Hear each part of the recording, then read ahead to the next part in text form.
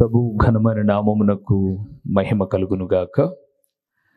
మన ప్రభువును రక్షకుడునునైన యేసుక్రీస్తుల వారి యొక్క ప్రశస్తమైన నామమునకే మహిమ ఘనత ప్రభావములు యుగ యుగములకు కలుగునుగాక. సర్వాధికారి అయిన దేవుడు ఆయన యొక్క గొప్ప కనికరమును బట్టి మరొక శ్రేష్టమైన శుభదినములు దేవుని మాటలు మనము ధ్యానం చేయుటకు దేవుడిచ్చిన ఈ గొప్ప సదవకాశమును బట్టి దేవాది దేవునికి ఎంతగానో స్తుతులు స్తోత్రములు చెల్లించబద్దులమై ఉన్నాం.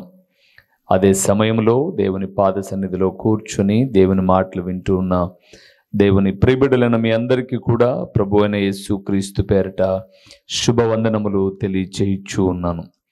దేవుని వాక్యము మీద మీకు కలిగిన మక్కువను బట్టి, ఇష్టమును బట్టి, కోరికను బట్టి నా ప్రభు అయిన యేసుక్రీస్తు మిమ్మల్ని నిండారులుగా ఆశీర్వదించునుగాక.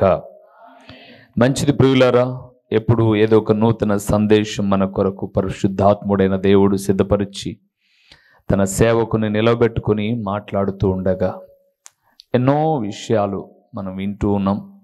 వినువారు మాత్రమే ఉండక వాక్య ప్రకారముగా ప్రవర్తించువారమై వాక్యానుసారముగా నడుచుకొనుటకు మన ఆత్మీయ జీవితాన్ని ఎప్పటికప్పుడు మలచుకుంటూ ముందుకు వెళ్దాం.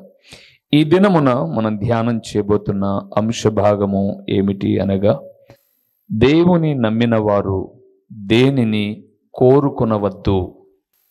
దేనిని కోరుకొనవద్దు. విశ్వాసి అయినా దేవుని నమ్మిన వారైనా ఏదైనా ఒకటి. ఒకవేళ మీకు దేవుని నమ్మిన వారు అన్న విషయం కొంచెం ఇబ్బందిగా అనిపిస్తే, విశ్వాసులు అనబడేవారు ఏది కోరుకొనవద్దు. కోరుకొనవద్దు. సహజంగా మందిరానికి వచ్చాము అనంటే, ప్రార్థన చేస్తున్నాము అంటే ఏదో ఒకటి కోరుకుంటాం. కనీసం పిల్లల భవిష్యత్తు గురించో, భర్త ఆరోగ్యము గురించి, భార్య ఆరోగ్యము గురించి, లేదా కుటుంబం యొక్క స్థితిగతులు మెరుగుపడాలి అని ఏదో ఒకటి. ప్రార్థనలో ఏమీ కోరుకోకుండా కేవలం ప్రార్థించి ముగించేవారు చాలా తక్కువ, అరుదు అని చెప్పచ్చు. ఏదో ఒకటి కోరుకుంటాం. సరే, ప్రభు ఏం దాన్ని పెద్దగా సీరియస్గా తీసుకొని మీరు ఇవి కోరుకుంటున్నారే, అవి కోరుకోలేదే అని అనడు. కానీ ఆయన సీరియస్గా తీసుకునే కొన్ని విషయాలు ఏంటంటే, కోరుకోకూడనివి కోరుకుంటే మాత్రం తప్పనిసరిగా ప్రభువు మనసును మనము గాయపరిచిన వాళ్ళం అవుతాం. పిల్లలు తల్లిదండ్రులను ఏమి కోరుకోవాలో అవి కోరుకుంటేనే సంతోషం. కోరుకోకూడనివి, ఇష్టము కానివి, అవసరము కానివి కోరుకుంటే తల్లిదండ్రుల మనసు కూడా కొంచెం గాయపడుతుంది. అందుకే ఘాటుగా సూటిగా హెచ్చరిస్తాం. ఇది నీకు ఇప్పుడు అవసరమా అని మనం గట్టిగా దబాయిస్తాం. అయితే ఏం కోరుకోకూడదో లేఖన భాగంలో చాలా విషయాలు, ఇవి కోరగాకండి, ఇవి కోరమాకండి, ఇవి కోరక, ఇవి వద్దు అని చెప్పిన సందర్భాలు ఉన్నాయి. కానీ ఈరోజు సమయానుకూలముగా మన ఇవ్వబడిన సమయంలో కొన్ని విషయాలు మనం ధ్యానం చేద్దాం. మొదటి విషయాన్ని ఏమి కోరుకోకూడదో కొరింథీయులకు రాసిన మొదటి పత్రిక 10వ అధ్యాయము 33వ వచనాన్ని ఒకసారి మనం చూస్తే, ఇది మీరు కోరుకొనక అని మాట్లాడతాడు దేవుడు. చూద్దామా? 33వ వచనం. ఈలాగు నేను కూడా స్వప్రయోజనమును కోరక అనేకులు రక్షింపబడవలెనని వారి ప్రయోజనమును కోరుచు అన్ని విషయములలో అందరినీ సంతోషపెట్టుచున్నాను. చాలు. మొట్టమొదటిది ప్రియులారా, దేవుని నమ్మిన వారు, దేవుని వాక్యానుసారముగా జీవించేవారు, విశ్వాసులుగా పిలువబడేవారు లేదా సేవకులుగా పిలువబడేవారు ఎవరైనా కావచ్చు. మొదటిది, స్వప్రయోజనమును కోరవద్దు. సొంత ప్రయోజనాన్ని కోరుకోకూడదు. అంటే దేవుని మందిరములో మన ఇష్టం జరగాలని మనం ఎప్పుడూ కోరుకోకూడదు. దానినే స్వప్రయోజనము అంటారు. అంటే మన ప్రయోజనాన్ని, ఎదుటి వ్యక్తులకు మనకు అవసరతల, మన ప్రయోజనాన్ని మనం కోరుకోకూడదు. దేవుని ఆలోచన ఏంటో గుర్తెరగాలి, కానీ స్వప్రయోజనాన్ని కోరుకోకూడదు ప్రియులారా. అదే పౌలు చెప్పాడు, నేను సొంత ప్రయోజనాన్ని కోరక అనేకులు రక్షింపబడాలని వారి ప్రయోజనమును కోరుచు అన్ని విషయములలో అందరినీ సంతోషపరచుచు నన్ను నేనేం చేసుకుంటున్నాను? నష్టపరుచుకోవడమే. ఇంకా తనను తాను నష్టపరుచుకోవడమే. పౌలు కొరింథీ పట్టణానికి వెళ్ళినప్పుడు, కొరింథీ పట్టణంలో ఉన్న దేవుని ప్రియ సంఘాన్ని చూస్తున్నప్పుడు, కొరింథీ పట్టణము చెడిపోయినంతగా, ఆ పట్టణంలో ఉన్నటువంటి ప్రజలు చెడిపోయినంతగా, అప్పుడు ఆయన సంచరించినటువంటి ప్రదేశాలలో ఏ ప్రాంతం కూడా చెడిపోలే ప్రియులారా. మీరు ఒకవేళ కొరింథీయులకు రాసిన పత్రిక 9వ అధ్యాయంలోనికి మీరు ఒకసారి రాగలిగితే, వారు ఎంతగా చెడిపోయారు అని మనం చూస్తే చాలా దౌర్భాగ్యమైనటువంటి జీవితాన్ని వారు జీవించినట్టుగా 9వ అధ్యాయంలో చాలా విషయాలు మనకు కనపడతాయి. వారు పాపము ఎంతగా పెట్రోగిపోయింది అనంటే, వారు ఒకరితో ఒకరు అక్రమమైన జీవితాలను కలిగి ఉండడం, దేవునికి భిన్నమైనటువంటి జీవితాలు జీవించడం, చాలా విషయాలు అందులో మనకు కనిపిస్తాయి. అయితే 10వ అధ్యాయం వచ్చేసరికి ఆయన అంటున్నాడు, మనము అన్యుల వలె వ్యభిచారులముగా, దొంగలముగా, దుర్మార్గులముగా ఉండక, అవన్నీ చెప్పుకుంటూ వస్తూ 31వ వచనం వచ్చేసరికి ఆయన అంటాడు, మీరేం చేసిన సమస్తాన్ని ప్రభు మహిమార్థమై చేయండి అని చెప్పాడు. 33వ వచనంలో అక్కడ ఉన్నటువంటి కొరింథీ పట్టణంలో ఉన్న సంఘానికి హెచ్చరిస్తూ అంటున్నాడు, స్వప్రయోజనాన్ని మీరు కోరుకోమాకండి, సొంత ప్రయోజనాన్ని కోరమాకండి అని ఆయన చెబుతూ వస్తున్నాడు. ఈరోజు చాలామంది మందిరానికి వచ్చినప్పుడు తమ సొంత ప్రయోజనాన్ని కోరుకునేవారే, తమ్మును తాము గొప్ప చేసుకోవాలన్న తలంపు కలిగిన వారే అధికంగా కనిపిస్తారు. కానీ పౌలు అంటున్నాడు, స్వప్రయోజనం వద్దు, ఇతరుల ప్రయోజనాన్ని కోరండి, ఇతరుల క్షేమాన్ని కోరండి అని చెబుతూ వచ్చాడు. కాబట్టి దేవుని ప్రియబిడ్డలారా, మన జీవితంలో మనం కోరుకోకూడనిది మొట్టమొదటిది ఏదైనా ఉంది అంటే, దేవుని సన్నిధానంలో ఎప్పుడు కూడా సొంత ప్రయోజనాన్ని కోరుకోకూడదు. రెండవది ఏం కోరుకోకూడదో చూద్దామా? సామెతల గ్రంథము 548వ అధ్యాయము పేజీలో 24వ అధ్యాయము మొదటి వచనాన్ని మనం చూస్తే ఏం కోరకూడదో అక్కడ చెప్పాడు చూడండి. దుర్జనులను చూచి మత్సరపడకుము, వారి సహవాసము కోరకుము. కోరుకోమాకు అన్నాడు. ఎవరి సహవాసం? దుర్జనుల సహవాసము కోరుకొనవద్దు అంటున్నాడు. దుర్జనులు అంటే చెడ్డ ఆలోచన విధానము కలిగిన వారి సహవాసాన్ని కోరుకోమాకు. నేను చాలా పర్యాయములు మీతో మాట్లాడుతూ వచ్చాను ఈ విషయమై. మంచి సహవాసం అయితే 10 రూపాయలు ఇచ్చి కొనాలంట, చెడ్డ సహవాసం అయితే 100 రూపాయలు ఇచ్చైనా సరే విదిలించుకోవాలట. ఇక్కడ అదే చెప్పాడు, దుర్జనులను చూసి నువ్వు మత్సరపడమాకు. ఏముందిలే, వాళ్ళు తప్పు చేశారు, వీళ్ళు తప్పు చేశారు, వాళ్ళంతా బాగలేరు, వాళ్ళు కూడా ప్రార్థనకే వెళ్తారు, కానీ వాళ్ళు తప్పు చేసినా బాగున్నారని నీలో మత్సరాన్ని పెట్టుకోమాకు. అలాంటి సహవాసాన్ని నువ్వేం చేయొద్దు, కోరవద్దు అన్నాడు. ప్రభువునందు ప్రియమైనటువంటి వారులారా, చెడ్డ వ్యక్తుల సహవాసం ఎప్పటికీ ప్రమాదమే. అందుకే ఎంత ప్రమాదము అనంటే, అపోస్తుడైన పౌలే కొరింథీ పట్టణంలో ఉన్న సంఘంతో మాట్లాడుతూ 1 కొరింథీ 15:33లో అంటాడు, చాలా చక్కగా మాట్లాడుతూ, దుష్ట సాంగత్యము మంచి నడవడిని చెడగొట్టేస్తుంది అన్నాడు. చెడగొట్టేస్తుంది. ఒక వ్యక్తి, ఒక ప్రార్థనాపరుడైన వ్యక్తి, ప్రార్థనను నిర్లక్ష్యం చేసే వ్యక్తి స్నేహమైన, ప్రార్థనే లేని వ్యక్తి స్నేహమైన కోరుకున్నాడు అనుకోండి, కొన్ని దినాలకు ఇతని మనసులో కూడా ఏమొస్తుంది భావన, ఏం ప్రార్థన లేబ్బా, ఎప్పుడు ప్రార్థన ప్రార్థన అంటారు కానీ ఏముంది దానివల్ల, ఇదిగో నా ప్రక్కన ఉన్న సహోదరుడు, నా పక్కన ఉన్న సహోదరి ప్రార్థన లేకపోయినా బాగానే ఉన్నారు కదా అని అనుకుంటాం. అటు సహవాసం వల్ల పతనావస్థలోనికి వెళ్ళిపోతాం ప్రియులారా. అందుకే దేవుడు మాట్లాడుతున్నాడు, దుర్జనుల సహవాసాన్ని ఏం చేయకొద్దు, కోరుకోవద్దు. మీరు పౌలు భక్తుడు మాత్రమే కాకోకుండా అలనాడు దావీదును కూడా మనం చూస్తే, దావీదు తన కుమారుడైన సొలొమోనుకు చెప్పేటప్పుడు ఇలాంటి సహవాసం చేయమాకు అన్నాడు. ఇంకా చెప్పాలంటే అన్యుల సహవాస విషయమై జాగ్రత్త అని చెబుతూ వచ్చాడు. కానీ సొలొమోను ప్రారంభ దినాల్లో చాలా బాగున్నాడు, కానీ తర్వాత తనకు భార్యలు ఎక్కువైపోయినప్పుడు, ఉపపత్నులు ఎక్కువైపోయినప్పుడు, ఏ సహవాసం అయితే తన ఆధ్యాత్మిక జీవితానికి మేలు కాదో దాన్ని కోరుకొని ఏమైపోయాడు? పాడైపోయాడు, చెడిపోయాడు. అందుకే బైబిల్ గ్రంథంలో రాజుల మొదటి గ్రంథం 11వ అధ్యాయం చూస్తున్నప్పుడు అక్కడ చాలా చక్కగా రాయబడిన మాట, అతని భార్యలు అతని హృదయము సృష్టికర్త అయిన దేవుని వైపు నుంచి విగ్రహాల వైపుకు త్రిప్పాయి. సహవాసం చాలా ప్రాముఖ్యం ప్రియులారా. అందుకే దేవునికి భిన్నమైనటువంటి సహవాసం వల్ల ఎంత లాభం ఉన్నా సరే దాన్ని వదిలేసుకోవాలి. దేవుని మనస్సు గాయపరిచే సహవాసాలు, దేవుని మనస్సును విరగొట్టేటటువంటి సహవాసాలు, అవి ఎంత గొప్ప అయినా సరే అది దుర్జనుల సహవాసముగా ఎంచి దాని నుంచి దూరం కావాలి. ఈరోజు చాలామంది సహవాసమే అనుకుంటూ ఉంటారు, కానీ లేదు ప్రియులారా. బైబిల్ గ్రంథములు కాకుండా లోకములో కూడా మనం చూస్తే కొన్ని దినాలు సహవాసం చేస్తే వాళ్ళు వీరవుతారు, వీరు వారైపోతారు.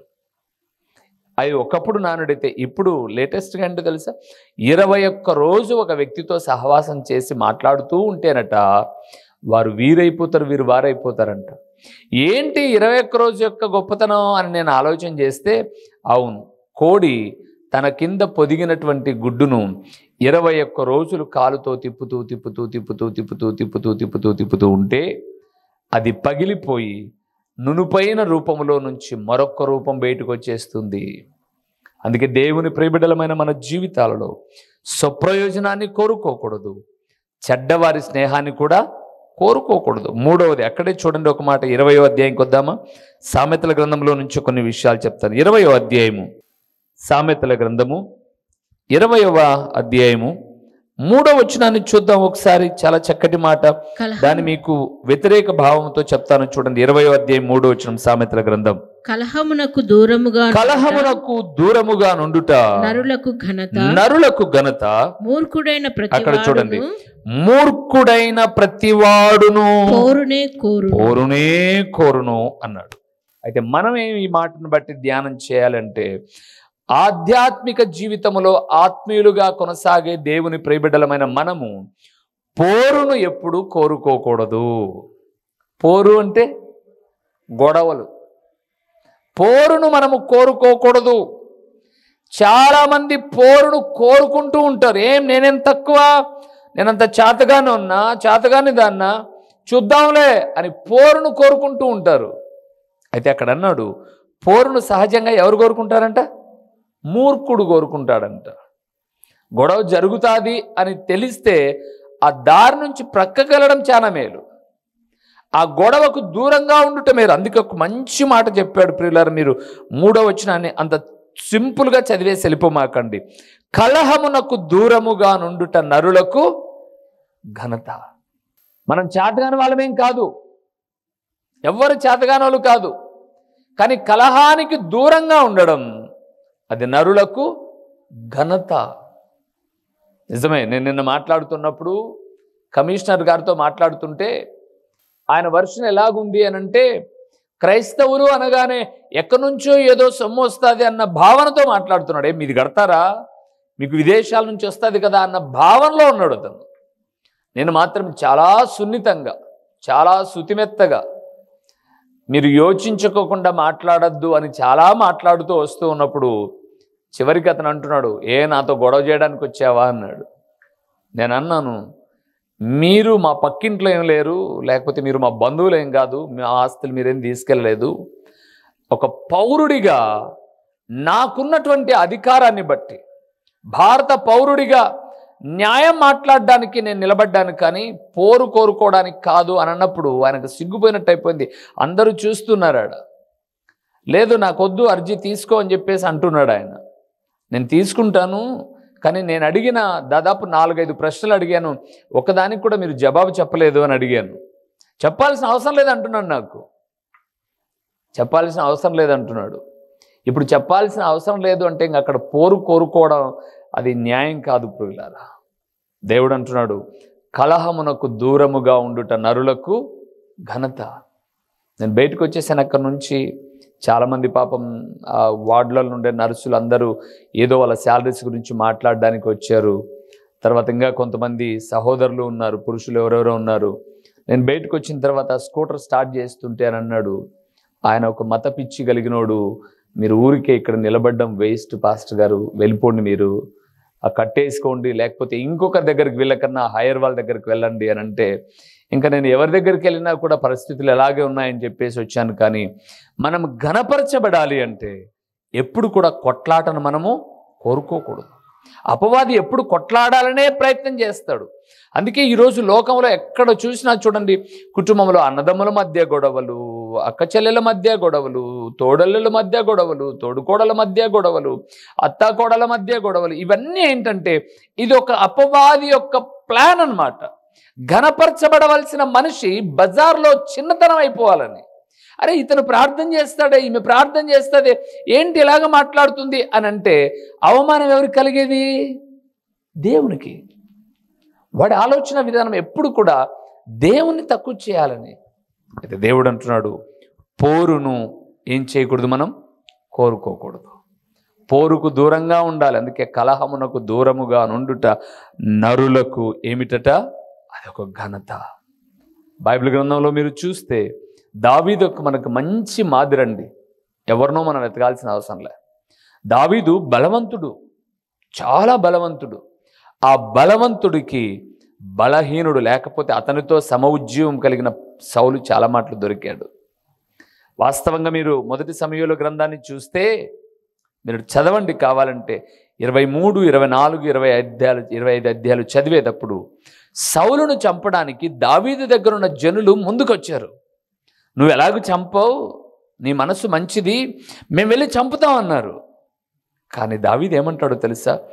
అభిషేకించబడినటువంటి వారిని మీరు ముట్టకూడదు, ఆ పనేది నేను చేస్తాను. లోపలికి వెళ్ళి ఒక వస్త్రపు చెంగును మాత్రమే కోసి మనసు చాలా బాధపడతాడు.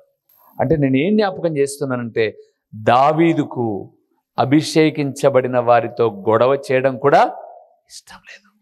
ఆ కొండ ఎక్కి మాట్లాడతాడు చూడండి, రాజా నువ్వెవరినయ్యా తరుముతున్నావు, చచ్చిన కుక్కను కాదు. ఎంత మాట అండి ఆ మాట. దావీదు సింహపు గుండె కలిగిన వాడు అంటాడు అహీతోపెలు. దావీదు యొక్క పౌరుషము రాజ్యంలో ఉన్న వాళ్ళందరికీ తెలుసు. కానీ దావీదు తను ఎంత తగ్గించుకొని మాట్లాడుతున్నా అంటే, ఎవరిని రాజాను తరిమేది, చచ్చిన కుక్కను కాదు అన్నాడు. రెండో మాట అంటాడు, మిన్నల్లిని కాదు అంటాడు.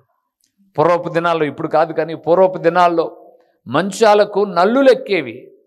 ఆ నల్లిని చంపడానికి రోకలు అవసరంలా, నల్లిని చంపడానికి రోకలు అవసరంలే. మన చేతిలో చిన్న ఒక రాయి పెంకు ఉంటే చాలు, దాంతో అట్లా ఒత్తేస్తే చచ్చిపోతుంది.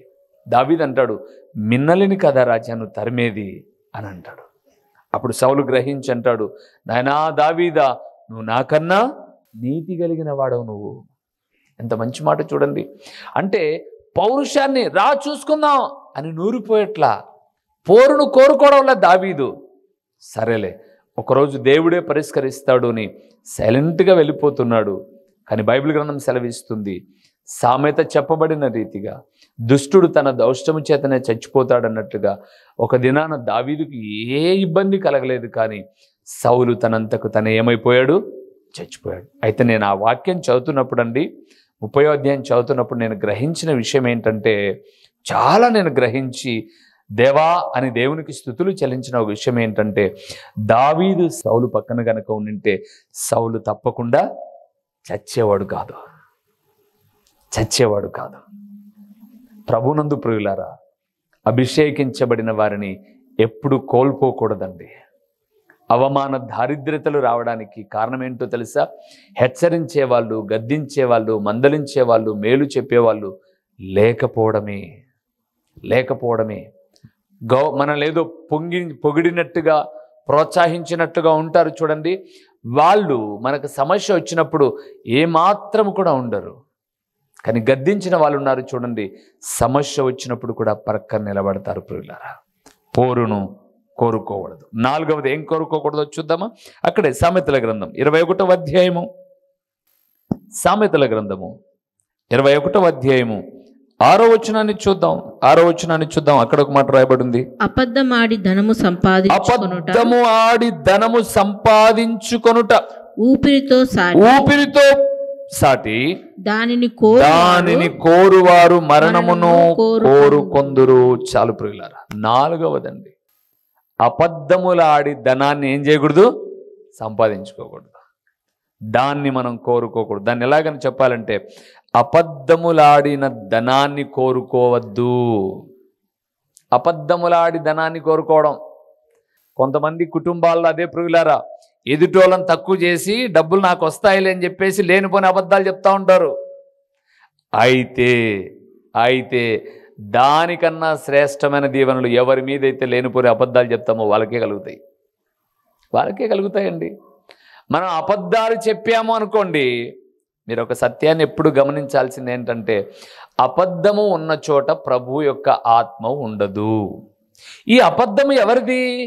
అబద్ధము జనకుడు ఎవరు? అపవాది. అబద్ధం చేత సంపాదించుకునే ధనము ఆశీర్వాదం కాదండి అది. ఇంకా మన భాషలో చెప్పాలంటే, పాపపు సొమ్మును కోరుకోకూడదు. బైబిల్ అదే చెప్పింది, నీతితో కూడా కలిగినది కొంచెమైనా చాలు, దాన్ని దేవుడు దీవిస్తాడు. ప్రియులారా, నీకు ఒకవేళ 10,000 జీతమేమో, నువ్వు నీతి నిజాయితీగా బ్రతికేవనుకో, ఒకరోజు దీవిస్తావు. ఈరోజు లోకంలో మనం బాగా చూస్తున్నాం చూడండి, అబద్ధ సంతకాలు పెట్టి అబద్ధాలు సృష్టించి గుట్టలు సంపాదించుకున్న వాళ్ళందరూ ఉన్నది మొత్తం అంతా పోగొట్టేసుకొని ముఖం మీద ఖర్చులు దాచిపెట్టేసుకుని తిరుగుతూ జీవితాంతం బాధపడుతున్న వాళ్ళని ఎంతమంది చూడడంలే మనం. సో అబద్ధపు ధనాన్ని మనం కోరుకోకూడదు. నీతితో, యథార్థంగా, గద్దింపుతో, మందలింపుతో కలిగినది కొంతైనా చాలు. అబద్ధాలు చెప్పినటువంటి మాటలు ఒకవేళ ప్రస్తుతానికి తీయంగానే ఉండొచ్చు, కానీ అబద్ధము ఎప్పుడు నిలబడదు. లోకంలో ఒక నానుడు ఉంది కదండి, 100 అబద్ధాలు ఆడైనా ఒక పెళ్లి చేయాలంట. నేను అడుగుతాను, ఒక అబద్ధం ఆడితేనే పెళ్ళిళ్ళు పెటాకులు అయిపోతాయి, 100 అబద్ధాలు ఆడిన సంసారాలు నిలబడతాయండి? ఎట్లా నిలబడతాయి? అబద్ధం ఇది అని తెలిసినప్పుడు ఎంత నిష్ఠూరం, ఎంత బాధ, ఎంత అవమానం. దేవుడు మాట్లాడుతున్నాడు, అబద్ధములు ఆడి సంపాదించిన ధనాన్ని కూడా మనము కోరుకోకూడదు, స్వప్రయోజనాన్ని కోరుకోకూడదు, దుర్జనుల సహవాసాన్ని కోరుకోకూడదు, కలహాలు, పోరును కోరుకొనవద్దు, అబద్ధములు ఆడిన సంపాదించిన ధనాన్ని కూడా కోరవద్దు. కొంతమంది మా ఆట సాగుతున్నాయని సంపాదించుకుంటారు, కానీ బైబిల్ గ్రంథంలో ఒక చక్కటి మాట రాయబడింది, తాను పెట్టని గుడ్ల మీద పొదిగినటువంటి కౌజు పిట్టట కొంతకాలం తర్వాత దాన్ని ఏం చేస్తాలంట? విడిచిపెట్టేస్తుందట. దాన్ని కొంతకాలం తర్వాత విడిచిపెట్టవలసి వస్తుంది అని జ్ఞాని అయిన సొలొమోనే మాట్లాడతాడు. తాను పెట్టనంటే కష్టపడకుండా వచ్చిన ధనం ఉంటుంది చూడండి, అది వెళ్ళిపోతుంది ఎప్పుడైనా. కష్టపడింది మాత్రం నిలిచి ఉంటుంది. ప్రియులారా, కనపడాలనుకున్నావు అనుకో, ఫస్ట్ పక్కన పెట్టింది నిన్నే. దేవా, నేను ఎంతటి వాడిని, నా కుటుంబం ఏపాటిది, నేను కనపడ్డం కాదు, నా పరిచర్య నీకు ఉపయోగపడాలి అని అనుకుంటాం చూడు. కనపడుకున్న వారిని ఒకరోజు దేవుడు ఘనముగా ఇచ్చిస్తాడు. ప్రియులారా, కాబట్టి మనం ఏం కనపడాల్సిన అవసరంలా, మనం ఏం గొప్పగా కనపడాల్సిన అవసరంలా, మందిరంలో అగ్రస్థానాలు కోరుకోవాల్సిన అవసరంలా, విందులలో అగ్రస్థానాలను కోరుకోవాల్సిన అవసరంలా. మీరు లూకా సువార్త 14వ అధ్యాయం తర్వాత మీరు చదువుకోగలిగితే చాలా చక్కటి మాట అండి, చాలా చక్కటి మాట. మీరు ఏ విందుకైనా వెళ్తే, మీరు ఎంత గొప్పవాళ్ళైనా సరే, మీరు ఎక్కడ కూర్చోవాలి? వెనక కూర్చోండి అన్నాడు. ఎందుకు ప్రభువా, సీట్లన్నీ ఖాళీగా ఉన్నాయి, ఫస్ట్ చైర్లో కూర్చోవద్దు అని అంటే, మీరు వెనకల కూర్చోండి. నిజమే, ఈ మధ్య కాలం నేను ఒక రిసెప్షన్కి వెళ్ళాను.